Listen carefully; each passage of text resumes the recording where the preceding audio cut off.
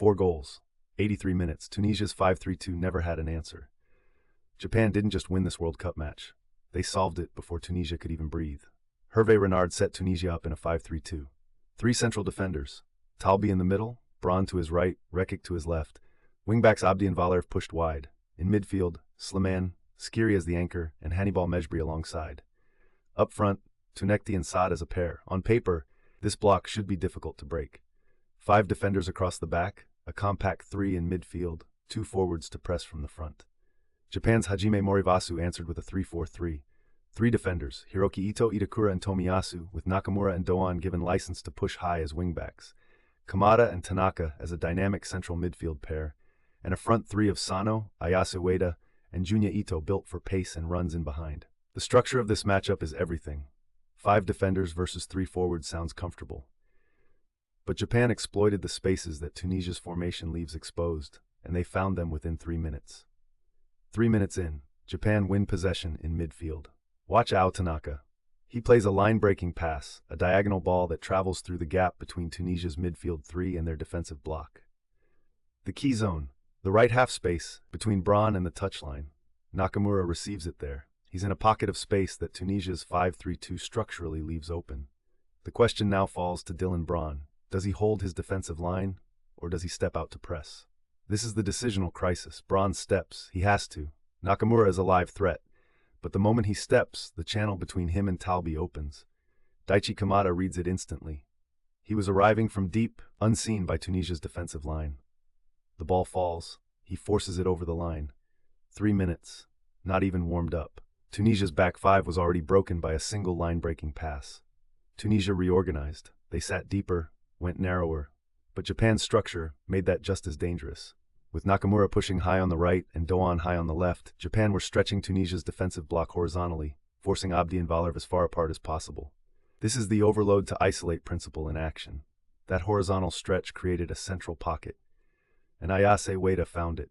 He received the ball with runners ahead of him. He could have laid it off, but Tunisia's defenders were scrambling to cover the wide threats. No one was close enough to apply real pressure. Ueda spotted it. He went for goal himself, a thunderbolt from the edge of the area. Daman couldn't live with it. 2-0 Japan, and Tunisia's defensive block had been punished for being dragged too wide to protect the center. Tunisia came out in the second half needing a miracle. To get it, they had to commit men forward. And that left them exposed to exactly what Japan do at their best.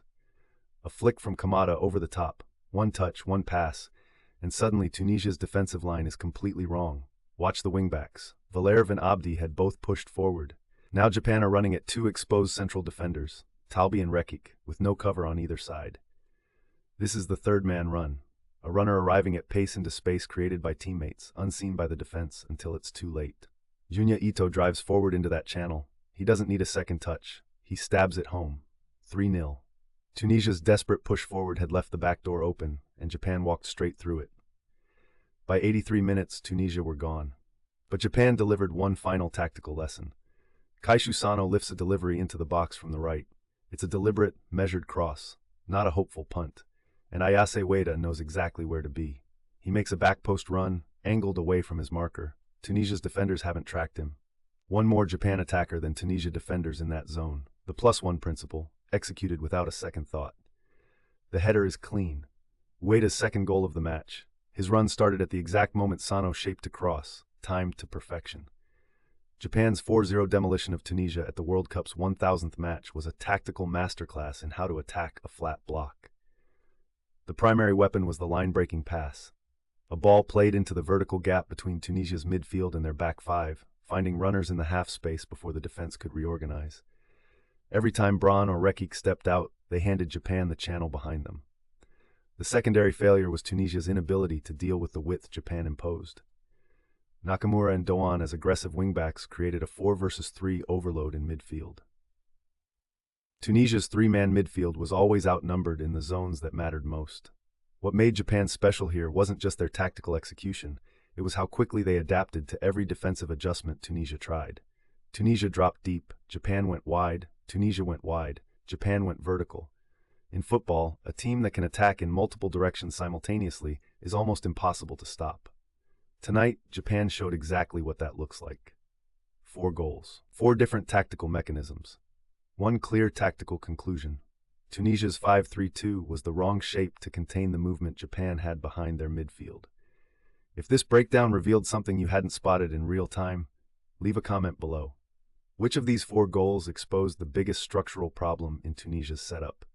Subscribe for more World Cup tactical breakdowns. New episodes dropping after every major match. Don't miss what comes next.